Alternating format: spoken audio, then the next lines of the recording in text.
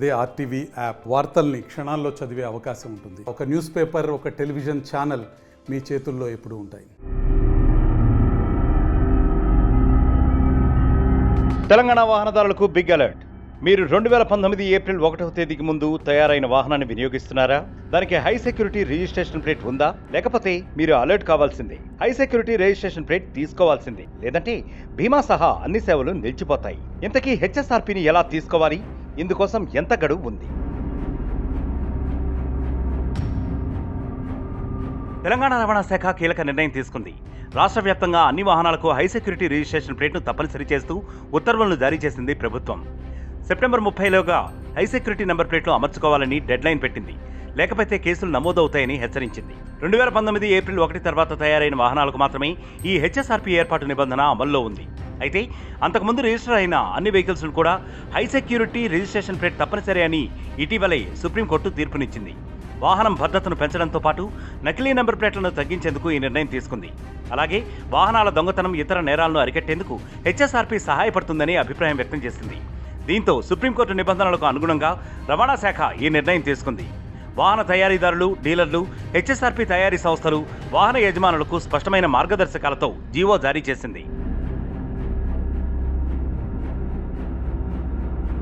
రవాణా శాఖ జీవో ప్రకారం సియాల్ పోర్టల్ ద్వారా వాహనదారులు హెచ్ఎస్ఆర్పీని తీసుకోవాలి.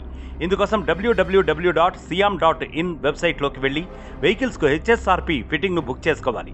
వెబ్సైట్లో బుక్ హెచ్ఎస్ఆర్పీపై క్లిక్ చేసి వారి వివరాలను, వెహికల్ నంబర్, ఇతర వివరాలు నమోదు చేసి సబ్మిట్ చేయాల్సి ఉంటుంది. వెహికల్ను బట్టి హెచ్ఎస్ఆర్పీ ధరలను నిర్ణయించింది రవాణా శాఖ. హెచ్ఎస్ఆర్పీ కోసం 320 నుంచి 860 రూపాయల వరకు ఫీజును చెల్లించాల్సి ఉంటుంది.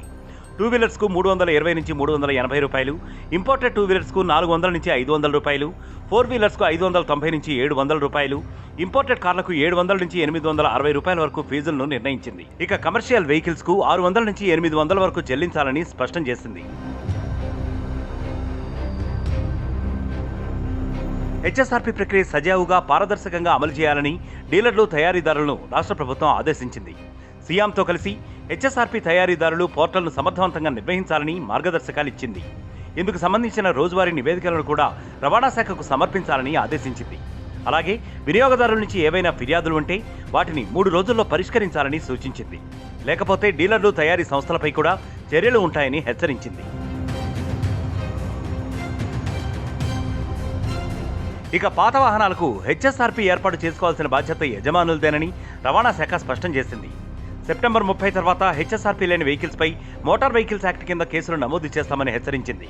ఈ విషయంలో ట్రాఫిక్ పోలీసులు, ట్రాన్స్పోర్ట్ అధికారులు కఠినంగా వ్యవహరిస్తారని చెప్పింది.